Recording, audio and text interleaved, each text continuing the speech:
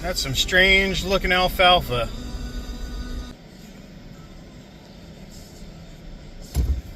That stuff really grows like weeds.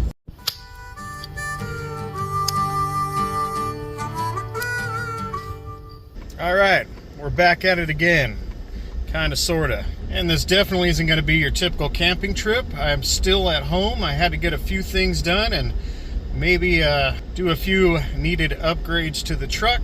So we're going to be camping in the backyard or at the Dragon Capsule's docking station or home base. Probably won't be too many beautiful or scenic views going on, but I will definitely make up for it with maybe a how-to on some mud flaps and showing you guys all around the shade structure docking station and some of the things I've done. And since there is no real travel involved on this camp out, I should have a very special guest showing up for dinner and a sleepover. First, I need to run out and grab some lunch and then some groceries for tonight's cookout.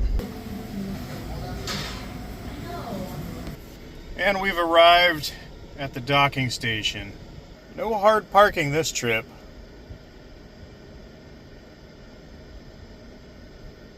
But let's get out and take a look anyway. Welcome to the Dragon Capsule's docking station, or home base. Now, since I can't go around a really nice campground with a lot of views, I'm going to show you guys all around the shade structure and some of the things I've done here to make things a lot more convenient. But first, I need to get camp set up.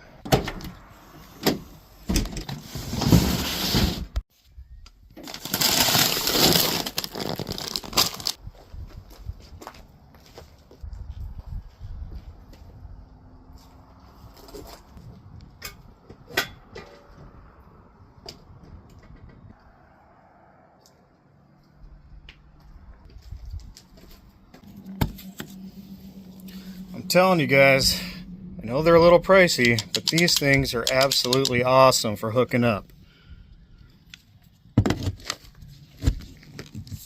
That's all you got to do.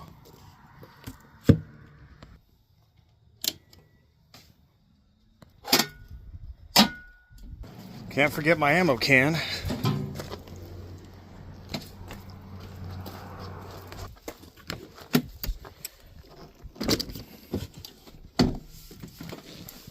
I keep forgetting I got power running to the microwave here. I could have just cooked up some microwave meals and made this easy. But what fun would that be?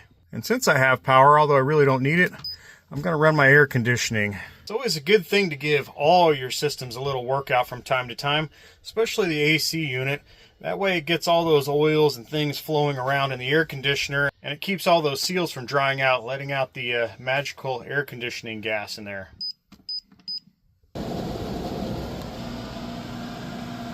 Now we got to get our buddy's favorite blanket ready for when he shows up. Alright, good to go. Now we can go talk about all the rest of this structure. Alright, let's start up front and work our way to the back. I'm going to show you all the things that I've done around here to make things a lot more convenient, and a lot quicker and easier to get that trailer parked or prepped and ready to roll again. So nothing too complex or crazy going on here, but to make water filling pretty easy, I just ran out and got one of these pretty neat hanging water hose hand crank reel things. And these are kind of cool. You can lift up on there. That way I can turn that reel all the way that way, lock it in, and run my hose back to the trailer. Pretty nifty thing to have, especially with some nice Flexzilla hose. I did have to run out and get a treated 4x4 post, sink that in the ground with a little cement down there. And I'll show you what I did with the rest of that post here in a minute. But just for fun, I put one of these solar-powered flickering lights on top to cap it off. Over here on the driver's side post, I found this neat foam stuff on Amazon. That way I don't smash my door into it when I'm getting out of the truck, because the way this post lines up when I'm backed in, of course it had to end up dead in the middle of my front door. And to keep all my water and trailer supplies kind of nice and out of the dirt, I bought one of these cheap boxes on Amazon, which the hinges already broke because I had a wind come through and rip this thing off, so I had to buy some hinges and screw them in. But this is where I keep my RV water softener because we're on well out here and the water is extremely hard. Not because I like taking bougie, soft water showers, but that is a needed device. Keep an extra bucket so I can drain some of my gray water out. All my cleaning essentials, tank treatment, a little bit of bleach for sanitizing, and maybe some spray cleaners. And to keep that thing out of the blood, muck, guts, and bugs, I just went out and bought some of these brick fence top pieces to set that on. Found a small chunk of railroad tie, and what I use that for is when I'm done using the water softener, I'll flip it upside down and set it on that to drain. That way it doesn't get muddy. And I found the perfect railroad tie because it's got a nice split in it, and any water will drain down through that and off into there. Coming on back over here, I used a larger railroad tie behind the rear tires of the Tab, because even though I have a RV backup camera, those things look really weird, and you don't get the right or correct depth perception when you're backing up. So that's my fail-safe. When I just nudge that, I know I'm far enough back without smashing the back of my Tab into the shade structure. I have two of these, one on each side. These are actually leftover plastic tailgate pads for both of my Tacomas when I had them. So I figured, hey, that looks perfect. I'm going to use it to set the Tab on, keep those tires out of the dirt, keep them from drying up while it sits. And it also helps me to indicate my alignment when I'm backing this trailer in, because I can just see each side of these with my mirrors on the truck. And to hold those down, I just went out and bought these heavy-duty tent stakes and put it through one of the existing holes back there. Of course, you see me hooking up power, and we'll get to that in a minute. As you can see, I have just enough room to walk through back here. And this is where I keep my ladder, so when I have to get up here and clean the Tab or work on something. But to hold this back so it doesn't come flying over and smashing into my trailer, I came up with using a couple of these really strong rare earth neodymium magnets with carabiners on them and a rope.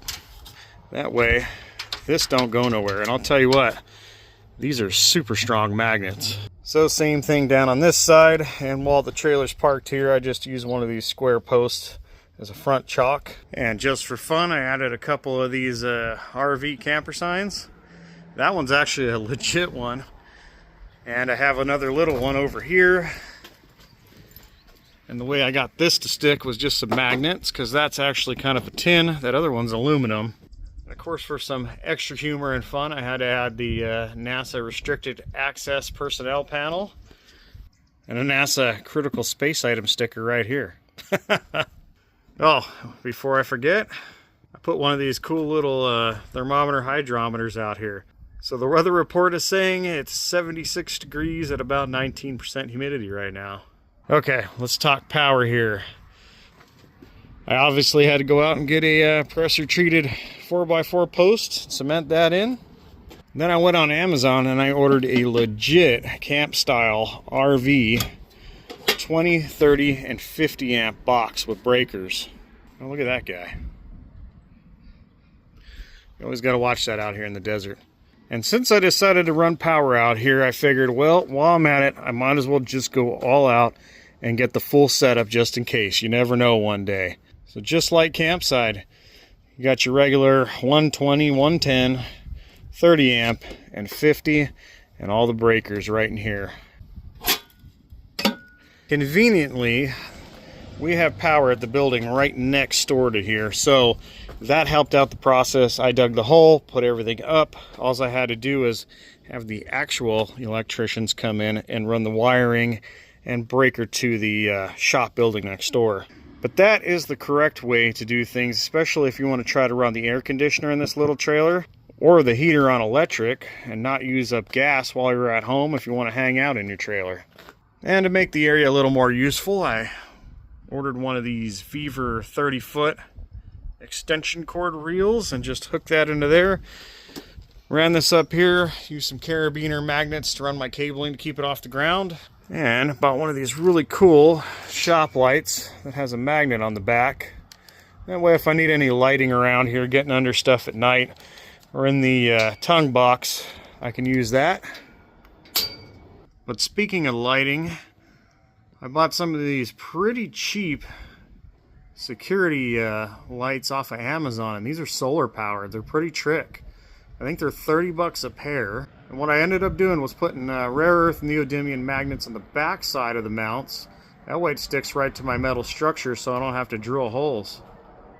But the really cool thing about these is they have I think it's a 25-foot extension cord to a separate solar panel. So you can run your little solar panel all the way out wherever you want it to get light, and then mount your lights up wherever you need them. And those are motion censored, and right now I have them on a setting that they come on low at night, and then when they sense a motion they come on really bright, especially for cheap Chinese solar lights. Let's talk about some battery charging other than using the actual legit RV box. That way I don't have to pull out my cabling every single time or run the extension cord and get out my battery charger to make sure this trailer's charged. And like you've seen many times before, I have a secondary Victron 7515 charge controller up front here in the box to charge the battery. That is also my portable solar panel hookup right here, but I'm using that to run solar off the back of this shade structure and into the trailer. That way this trailer is always charged up and ready to go since I'm using it all the time. So what I did here is I had to get about 30 feet of MC4 solar cable, and I ran that to an SAE plug extension. I just ran that straight up there like that, and I used really strong neodymium magnets with carabiners so I can walk through here without hanging myself on power cables. But I ran that wire all the way down here, all the way back that way, and straight out to my post where the solar panels are at. And I'll show you how I mounted these solar panels up and what I did with that extra chunk of 4x4 that I had for the water hose reel. So originally, I only had one 50-watt solar panel just to keep that battery kind of topped up and ready to roll. But I had noticed if I were down about 50% charged by the time I got home, that thing I'd be lucky to get that battery charged in maybe a week and a half. So since I had an extra one of these super flimsy, cheesy aluminum solar panel mounts, I decided to order a secondary 50-watt panel. These are both really good glass panels, and they put out about 46, 47 watts for a 50-watt panel when the sun's at its peak. But the odd thing is, if you look at them both, they're both completely different looking. So I don't know if one of these is newer or older, or maybe I got a knockoff. But either way, they're both the same model panel according to the label on the backside. But to mount those, I just put a little cement at the bottom of one of these fence posts. Then I use that extra 4x4 up in here with one of these clamps. That way I can kind of tee it off and then mount everything up. But as far as wiring goes, I ran these in series. That's the easy way to do that, and maybe I'll get into a little more of that and explain how that works. But more or less what I ended up doing here is just creating one 100-watt solar panel. So there's pluses and minuses to running things in series or parallel. So the plus of running thing in series is it's easy to do, and you really don't need extra parts. And it works great if you don't have any obstructions. But just like maybe a Christmas light going out, if one of these panels gets shaded, it kind of takes out the whole array. But I'm not worried about that out here since I have plenty of open sunlight hitting them. But at peak sun, I was getting about 87 watts of power out of these. So that's pretty dang good for winter sun. And the reason why I didn't mount these super high up is that way I can get up here and clean these things because it is so dusty out here, and make sure that I'm getting the most power I can get. But that second panel has definitely sped up the charging rate. Having those solar panels just hard mounted out behind the structure and being able to just come home, lift that up, and plug the trailer in to charge it makes things a heck of a lot faster and easier, unless I actually need the shore power cable. And I can't forget to talk about the new truck mods here. I didn't want to go old man style, but I did it again because function beats form on this particular application. I went out and got some of these really nice WeatherTech in-channel wind guards, or rain guards as you call them. I had them on the last truck, and although initially they look a little weird, a lot of wind comes smashing right into your face in this truck when these windows are down. So that makes things a lot nicer because I like to leave the windows down. Besides that, I like to leave my windows cracked and vented in the summer out here without being able to see that the windows are cracked. Sometimes I'll run my extra charge cable or the Starlink cable up and through there, and that way if it is drizzling out too, I don't have to worry about water getting inside while I do that. But overall, I think these look pretty darn good on this truck. They match the tint pretty good. Their shape matches the body line of this truck pretty good, so they don't look too goofy. And the last truck mod of the week here, the mud flaps I installed, and I'm going to show you what I had to do to get those on. Alright, so the first thing I need to tackle this weekend is I want to take an inch out of these RekGen mud flaps. I kind of messed up when I ordered these and didn't pay attention. These come in a 10-inch long and an 8-inch long, but I think 1 inch should do the trick. They sit a little lower than I'd like, and in the future this truck's going to get a little lift and a little bit bigger tire, so I don't want to take too much off, but I can always adjust these down through all these mounting holes. So this can always come down, but I definitely don't want these dragging on some low stuff. So I'm just going to mark this out, cut this plastic mud flap, and then I'm going to have to re-drill my holes, and then we'll do the install. It's fairly simple, especially on this truck. Not sure the reciprocating saw is going to work correctly for this job, but we're going to give it a go.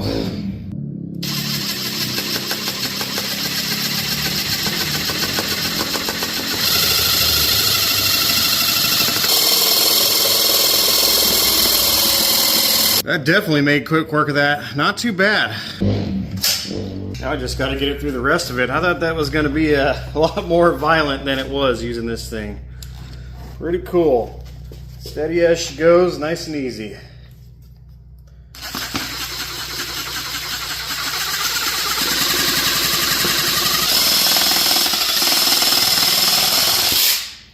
Kind of like a sewing machine.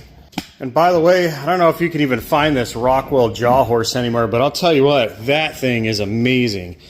That's like having a whole second set of hands or two. Makes clamping things and doing things on your own a heck of a lot easier. Now just to clean some things up, I'm just going to come in here with a regular old file, because you don't want to use power tools on plastic if you don't have to, because obviously it heats and melts things.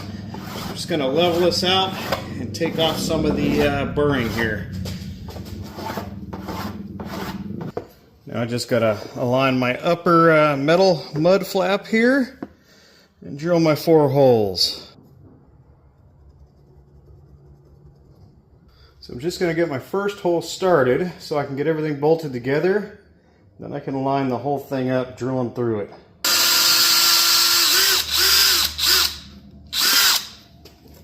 Now that I got one screw hole in, I can work my way down the line, the lazy man's way, and just go right through the existing holes here. That way we get our spot marked just right.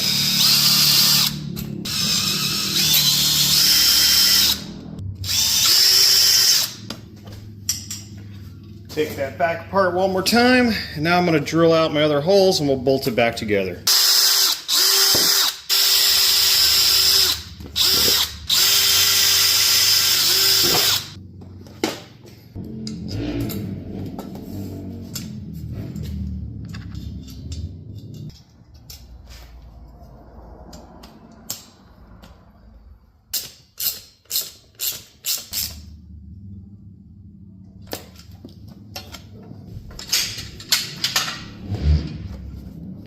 There we go.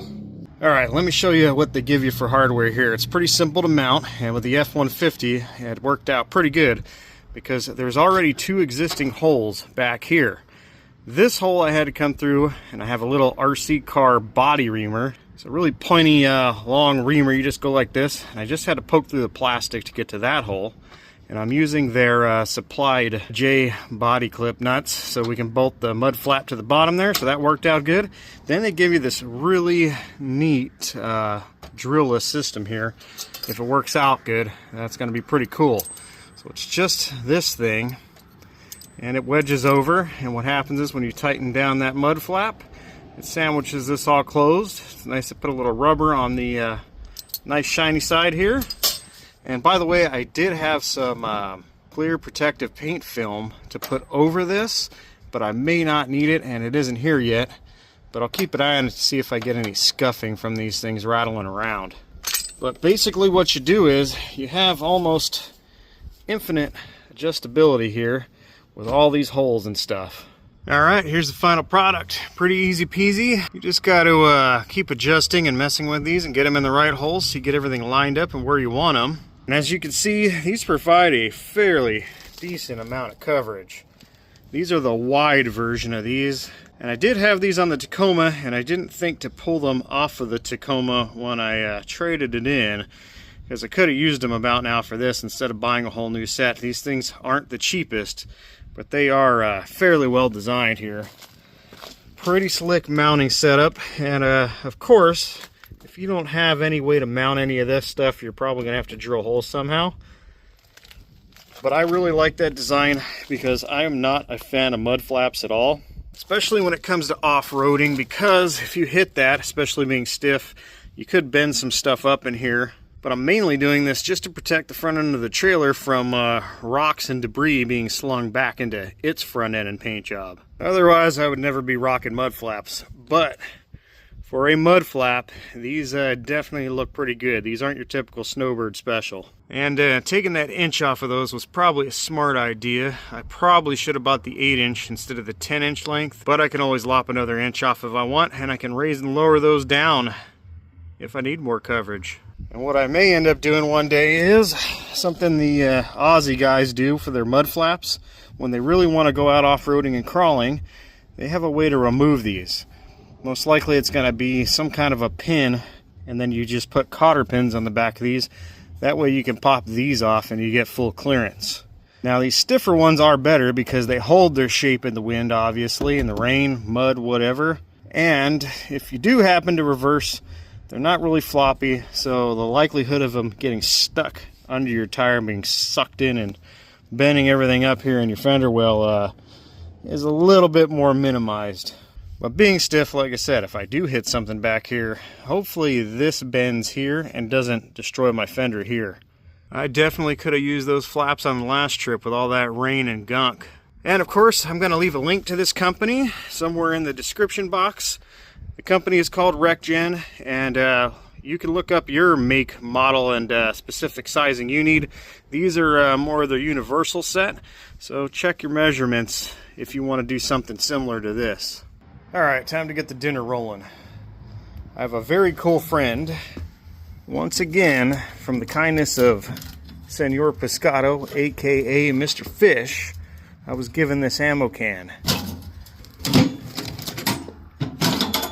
And it's actually a grill.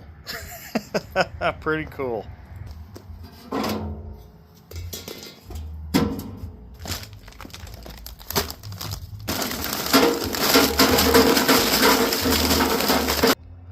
And by the way, you can see how bright these lights are on at night. You'll periodically see these things clicking on and off while I'm doing this.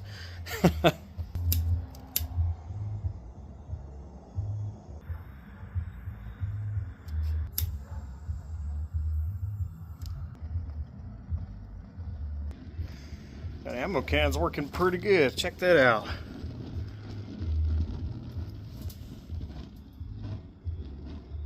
Tonight's backyard cookout dinner, Wahlburger sliders with some potato buns and some nice creamy sliced cheddar cheese. Just gonna season these up with a little bit of the Kansas City steak rub.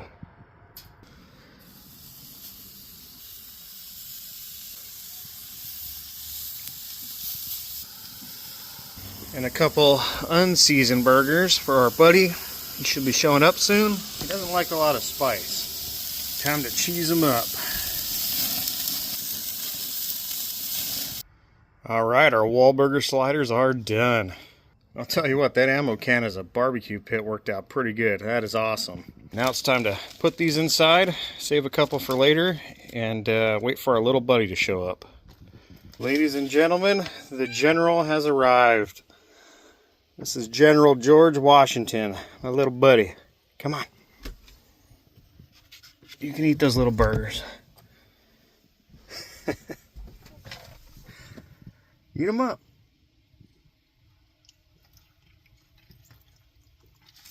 Yeah, I know you'd like that. Let me chop them up.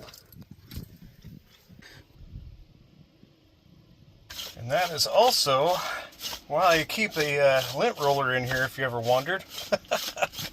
I know there's been quite a few of you out there that said I need to get a dog, but I actually have a cat. And after I get done eating these sliders here, I'll tell you all about that situation. Was that pretty good?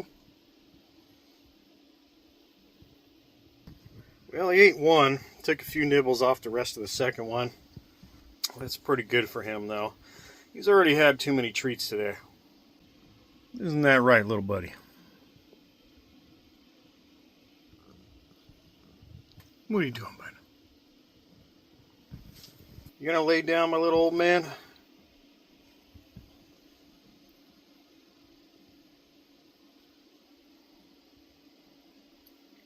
There you go, little buddy.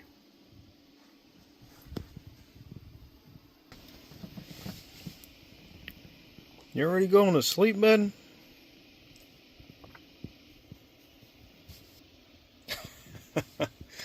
You're way too relaxed, man.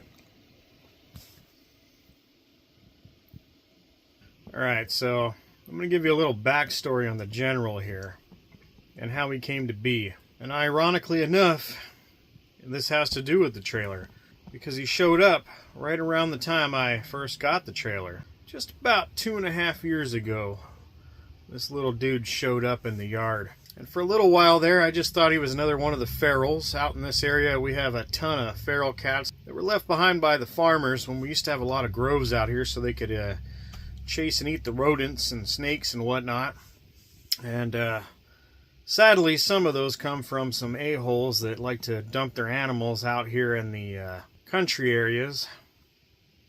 And some a-holes that just leave their pets behind. So there are a ton of feral cats out this way. So when I first seen this guy, I thought he was just another one of those feral cats. He was cruising around with a couple of the other cats outside, and we don't mind having them around because over the years we've seen them take care of plenty of mice, gophers, and even a rattlesnake, believe it or not. They'll gang up and one will pop in, the next one will pop in, and they can take out a rattlesnake. Working cats. So anyways, a little time went by and I didn't think anything of it other than he was a pretty good looking all white cat at the time. And he was rolling around with another big all white tomcat, ironically, his other buddy. And right around when I brought the trailer home for the first time, I was really excited to have it. So I think I spent just about every night in it for 6 months. And one morning I came walking out and I heard a weird cat meowing like it was hurt. And it was this guy. Came walking towards me, and usually there's no hope in trying to pick up or take care of a feral cat. But he walked up to me and I kind of lured him in with a treat to see what was going on. Usually they got some cactus thorns in them, or maybe they got in a fight or something. But I lured him in with a treat, and then I kind of reached out to him to see if I could touch him to hold him down to see what was wrong with him. And well, he didn't do anything. He didn't flinch. He didn't try to scratch. He didn't try to bite. In fact, he liked being pet. And I thought that was really strange for a cat that I thought was a feral. But nevertheless, there was nothing wrong with him, so it was kind of weird. So I gave him some pets and didn't think anything of it and left him outside with the rest of the wild cats. Hopped up in my trailer and watched some TV, crashed out, and then I heard a noise outside. So I took a peek out my window. At the time, my trailer was parked next to the house, so it sounded like it was coming from the outside. So I looked out, and we have some old lawn chairs and stuff out there, and there's an awning over it. And it was this guy popped up, laid down on one of those lawn chairs. Alright, no big deal. So when I got up in the morning, I opened the window shades and looked out, and The little dude was still there. And as I'm looking out, he turned around and looked right at me through the window. I thought, oh, that's pretty crazy. You can see me in here. So anyways, I got out of the trailer. I was going to go inside, take a shower, get ready for work. And as I step off the step, I see something move under me. And it was the general. He came popping out under the step right underneath me, sat down in front of me, and just looked at me. So I started walking towards the house, and he started following me. All right, maybe wants some food. But the odd thing is, we have a little food out and a little water for some of the other wildcats. So he knows where his food and water is. So I walk over to the food and water. He follows me over, and he starts eating and drinking. Okay, kind of weird. So I take off to work, yada yada, come back home that night, hop up in the trailer, hang out, watch some TV, and I hear that noise again outside on the chair. Sure as crap, it was the general hopping up there, hanging out. So I get up in the morning, next thing I know, here's General George again, and he comes out under the trailer, follows me over the house, waits for me to show him where the food and water is, and starts eating. Anyways, this continued on for maybe a month or so, and as I got closer to him, I gave him some pets. I decided to get a cat brush out and brush him down. He was getting a little matted up with the dirt and twigs and stuff in the area.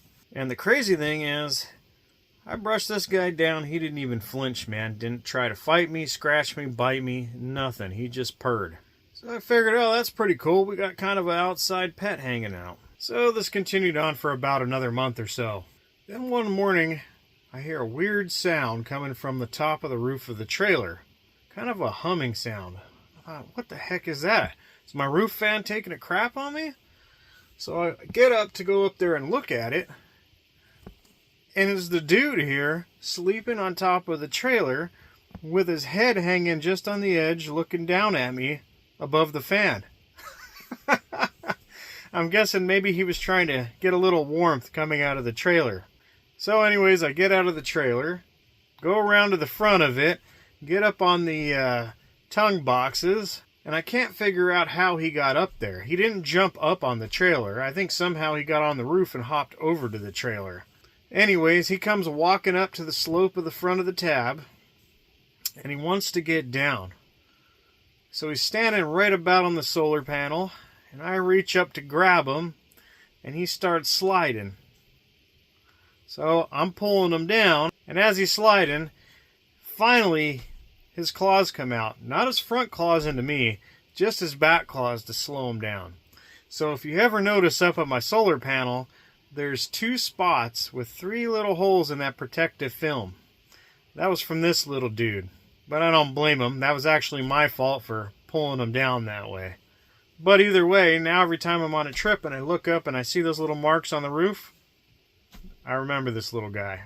And it wasn't until I left on a trip and came back that following weekend, and as I pulled in, unloaded the trailer, I noticed General George here popped up, sat on that lawn chair outside again. And that happened for a few more trips. Every time the trailer would come back, he'd come back and sit right outside and wait for me until the morning. Now normally by that time I'd adopt a pet and take them in if they were like that. But over the years we've had many cats and a few dogs, and they were all long-lived, probably 17 to 22 years old, believe it or not. And that gets kind of hard on a person when you grow up with an animal and finally have to bury them after all that time. And at this point, there were no more inside pets at all. And with my work schedule and camping schedule, I really can't have a pet, especially something like a dog that's dependent. Someone's got to be there to let them out, let them go to the bathroom and whatnot. And we don't have a fenced yard, so can't really put a doggy door in either. So on the next return trip, I get home, and I see this little dude come walking right up to me as soon as I pulled up. And he was meowing a little weird. I took a look at him, and it looked like he had a bunch of crap on his backside, kind of near his tail and hip area. So I got out some wipes and started wiping him down, and I realized That wasn't crap, it was an infection. It looked like a boil. And at this time it was too late to go to a vet, so I had to do what I had to do. So I threw on some gloves, got some paper towels, a little bit of hydrogen peroxide, and I kind of stood there and let the cat walk in between my feet and kind of clamped him with my calves so he wouldn't go nuts with me trying to squeeze that boil. Well, he squirmed a little bit, but I'll tell you what, it was one of the grossest things ever. I just seen a whole stream of neon greenish yellow goo shoot out. Put a little peroxide on the towel, cleaned him up. And the unbelievable part about that was he still didn't try to bite or scratch or try to squirm and go nuts and get away from me. That's pretty rare for a cat. So the next morning, I called and made an emergency appointment with the vet for the following morning to check him out. So he hopped right up in the truck with me. Had no problem. He was meowing a little bit. We cruised down to the vet. Bring him into the vet. And of course they checked him for a chip. He didn't have a chip. And they gave him all kinds of blood tests to see what was going on. And while I was there, I said, you might as well give him all the shots and everything else. Because if I'm paying for him, now he's going to be my pet. And before I go any farther with this story here, this is no pity move. I'm not bringing him on camera here to make anybody feel sorry for him. This is just life, unfortunately. I've wanted to have him on the channel for a long time, but as time went on, he was getting a little older and a little more wore out, and I didn't want to risk stressing him out anymore. So this isn't some sympathy act. So the vet comes out and tells me that the cat has FIV. And I said, what the heck is that? I've never heard of that. We've had many, many cats and animals throughout the years, and I've never even heard of this. So he tells me it's a form of cat HIV, or like feline immune virus. So I said, oh crap, man, what do we do? He said, well, just make sure he's healthy, check him out every once in a while. If you need to bring him in, bring him in. But eventually the inevitable is going to happen here. And the disease is going to take hold, and it's going to run him down. There's no way to tell how long this takes, by the way. It could take many years. And then it turns into full-blown cat AIDS, I guess. And by the way, it's not transferable to humans, so don't worry. So anyways, I bring him home. Couldn't quite have an indoor cat. So what I started doing is, because you're not supposed to have him out in the general cat population anyway, but he isn't a fighter-biter, so there was no worry there. But after a couple days, I noticed that some of the other tomcats were picking on him, biting him, scratching him, and he didn't even do anything. He didn't even try to fight back. I don't know if he was just tired or if he's that chill in demeanor. So it was officially time to bring him inside full-time. Now, having a cat is a lot easier to deal with than a dog, obviously. You don't have to let him out. You can get him a litter box and leave him food and water while I was at work. And when I was out camping, Grandma and Grandpa definitely didn't mind taking care of this little guy. They're quite fond of him. But before that, when he was staying with me in the trailer, he needed to go out to the bathroom, and I didn't want to put a litter box in the trailer. So I thought I'd throw a collar on him and see how that went. He took to the collar like he had been wearing a collar his whole life. Then I started watching videos about hiking cats. Then I thought, there's no way in heck I'm going to be able to leash train an older cat. So I went down to the pet store and I bought a harness for a cat and a leash. This guy sat up, let me put on the whole harness, leashed him up, hopped on down, and when he would have to go to the bathroom at night, he would sit up right in front of my face and meow. And if that didn't get my attention, he would hop off the edge of the bed here, right onto the edge of that counter, turn around and look at me, and meow until I got up. So for a little while there, I was actually leashing him up and taking him out to go to the bathroom at 4:30 in the morning, just like a dog. Really weird for an older cat, let me tell you what. So after harness training this guy, I thought, I bet this guy can be my road buddy, man.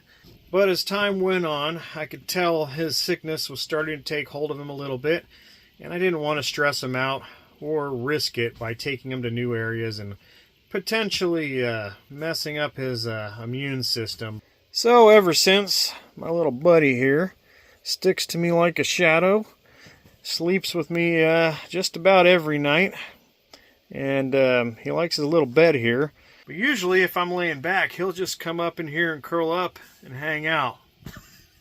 But he is definitely a lot of work. At least once a week, I got to get him some waterless cat wash and clean him up. Get some cat wipes and wipe them down, especially his ears, because they get really dirty because of his condition and maybe some sinus issues.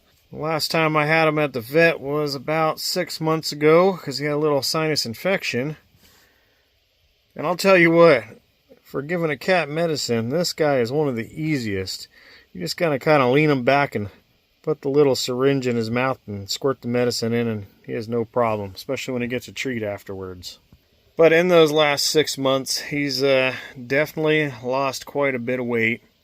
He's still doing pretty good. He's happy, purrs, but he's slowing down. I'm not sure how old he is exactly. The vet tried to tell me he was like anywhere from 4 to 6 years old or something. But every 2 months I have to have the pet groomer come out and trim his nails because he's not clawing anymore. And the pet groomer claims that's usually in older cats over 10. Maybe even older than that, especially the mellow ones. So he gets his pedicure about every 2 months before these claws start growing back into his pads. And he gets the sneezes a lot, huh? But if I had to guess, I would say he's probably anywhere from 10 to 15 years old. He is getting a little skinny, but he definitely eats a lot, so it's quite possible his disease is starting to get his thyroid a bit. So I do my best to keep him happy, give him all the treats that he wants, because this guy here is one of the most well-behaved, smartest, dog-like cats we have ever had. I mean, he is incredibly smart. And like I said, the plan was to turn him into a travel hiking cat, but unfortunately it didn't work out that way. But just to prove it to you, I'm going to show you a couple videos here of when I used to take him out on the harness and leash. And I'll tell you what, walking a cat is not like walking a dog. It is in some ways, but you kind of got to go where the cat wants to go. And one of those night walks, it was a trip, man. Following a cat is crazy. Obviously, they can see in the dark, and the things they see and hear is wild. Following this guy around was a trip. A couple times, I'd see this guy kind of crouched down in the grass, and he's just sitting there staring. I'm like, what is he staring at? And I don't know why he's staring, and I'm just keep looking and looking, and finally, probably 100 yards out in the distance, I see this little thing moving, and it's another cat. Crazy this guy was watching that at that distance. And then while we were in the dark one time, he crouches down in the grass and he's not moving. So I'm like, what the heck is this guy looking at? So I turn my headlamp on, and here it is, another cat, probably 2 feet in front of me in the dark, hiding down in the grass, and I didn't even see him.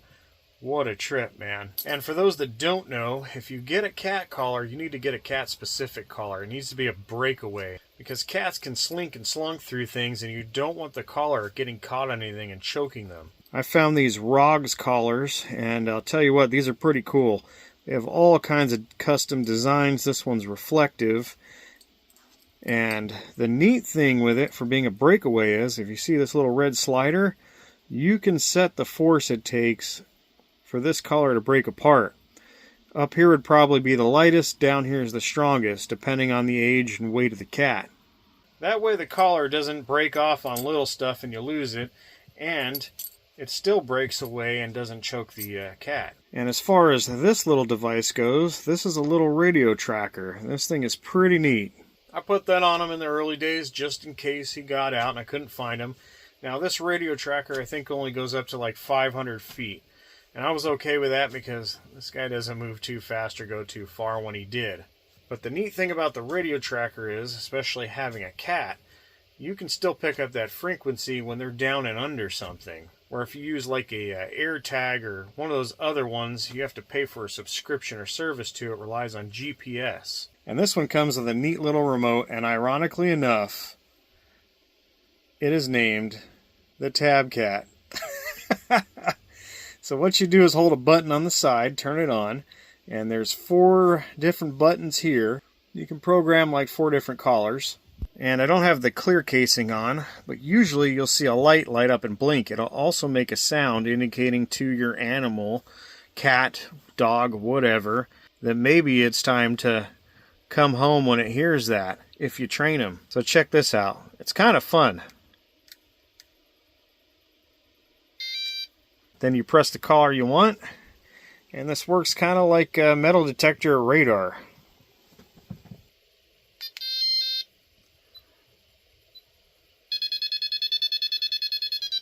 We are in close proximity, so this thing's going to go kind of crazy.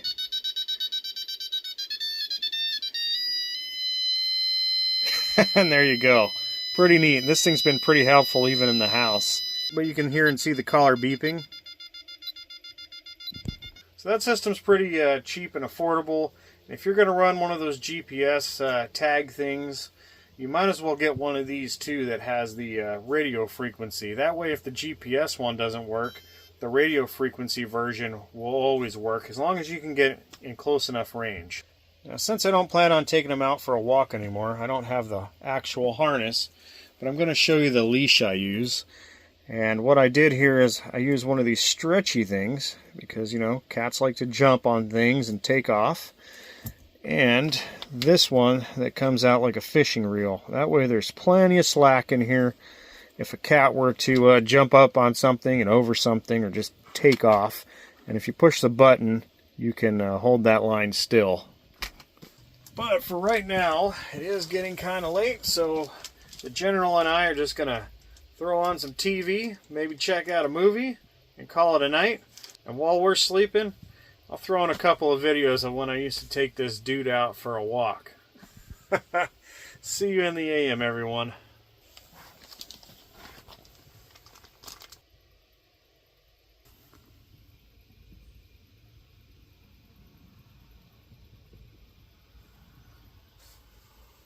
What are you doing, kitty?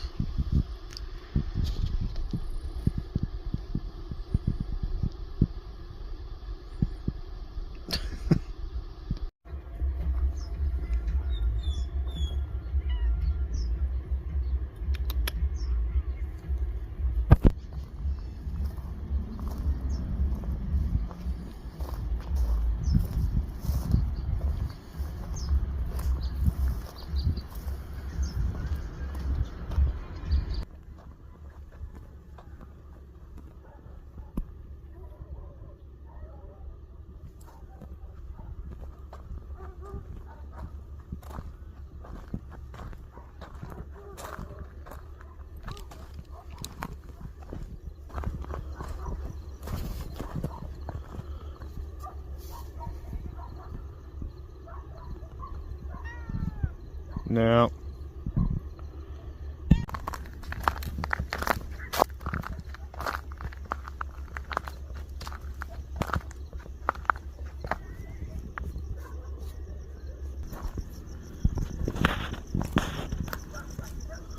What's under the bridge?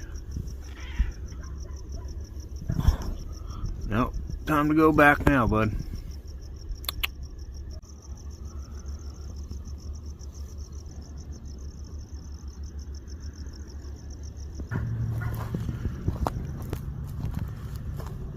Sticker bushes.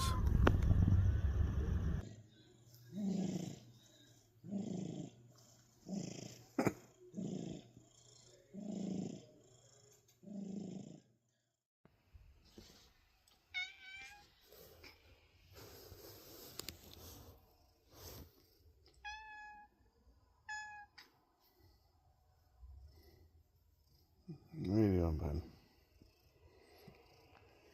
Time we get up for breakfast? Okay. Come on, little bud.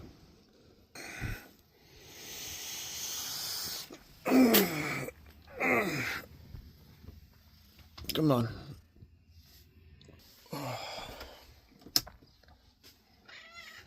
Come on down. Come on.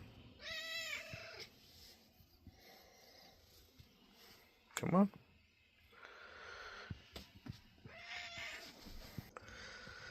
Time to make the breakfast. Come on, come on. There you go, little buddy. Eat it up. The wild beast. Let's see what the temperature is. 55 with 59% humidity. Huh. Get on up in there, buddy.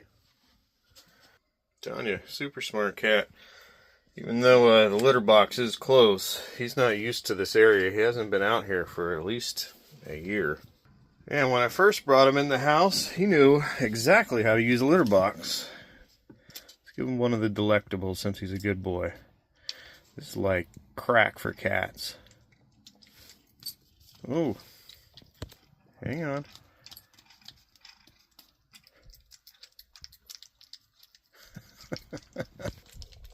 They go absolutely nuts for that stuff. Was that good, buddy?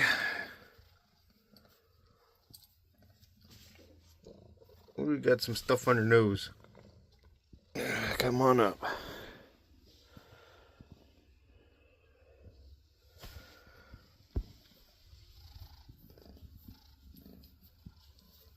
I think his thyroid's definitely on overdrive. He eats about 2 to 3 of those cans a day and a bunch of hard food too.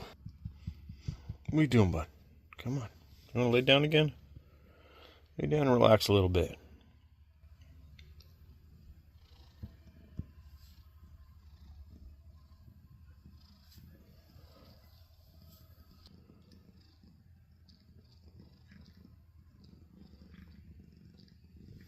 The beast.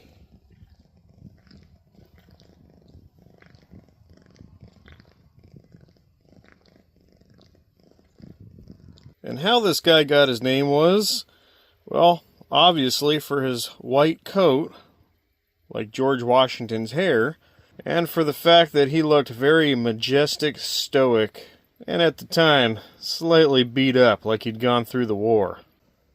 What do you think, little bud? You like hanging out here? You like going camping? Well, it's a shame you don't like the car rides anymore, man. There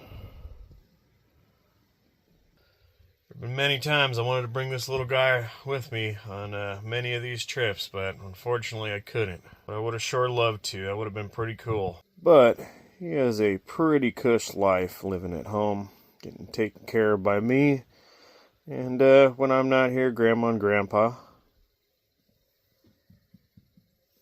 But unfortunately, with that disease, it's kind of inevitable.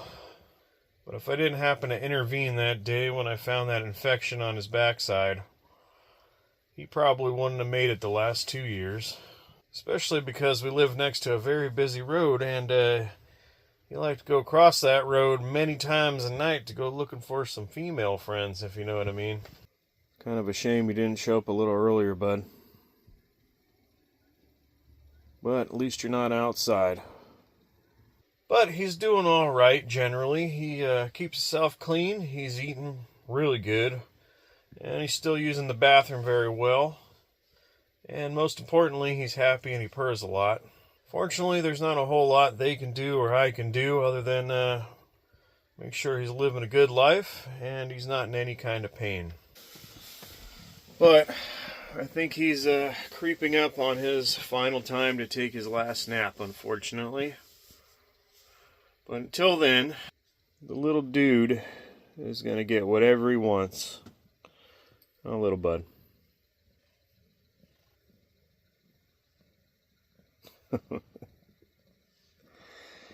Yeah, you're a good boy.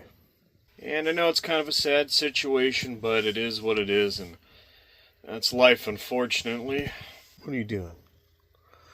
Anytime this guy hears my voice, super smart.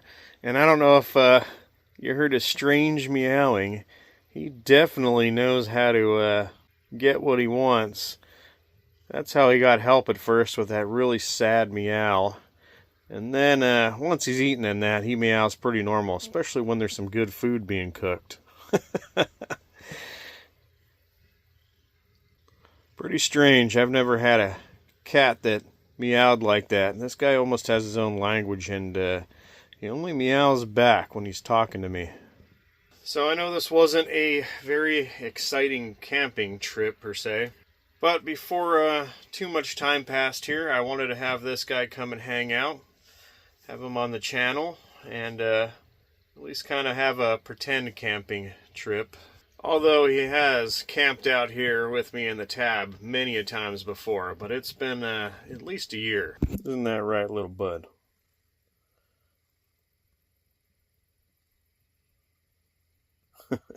Anyways, I hope you all enjoyed this backyard camping episode, even with all my rambling. Hopefully it wasn't too depressing. I'm really not sure when I'm heading out next. Hopefully within the next couple weeks or so. It all depends on a few things around the house and around this little guy. But it's definitely time to call it quits because this video is running way too long and I need to edit it up so I can get it out to you guys. Once again, thank you all for watching, liking, commenting, and subscribing. It is greatly appreciated, and I really appreciate all those nice, kind, and constructive comments. Very cool, guys. And as always, I'll see you in the next episode.